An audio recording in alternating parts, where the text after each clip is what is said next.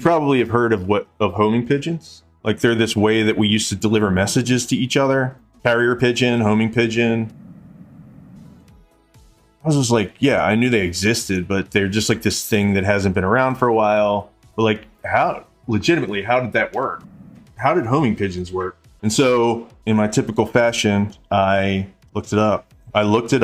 And they've been using them for like since and the basis of it is this. Like there's a certain breed of pigeon, species of pigeon, and I think they're called homing pigeons. I think that's like the special kind of pigeon they are. And they have this unique thing where I think a lot of birds have this, but they are extra special good at it, where they can always find their way home from wherever.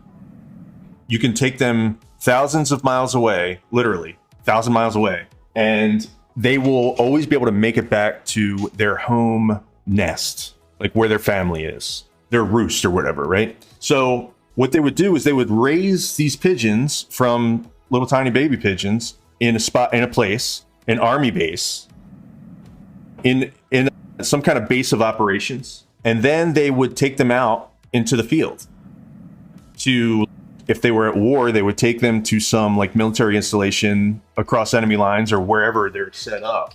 And so when they need to send a message back home, they would tie it to this pigeon's leg and let it go. And it would be, I wouldn't necessarily call it trained because it's just doing what it does, right? But it would fly back home. It didn't matter. And these pigeons had like a 90 or 95% success rate in making it back home with the message attached to their leg in order to deliver this message.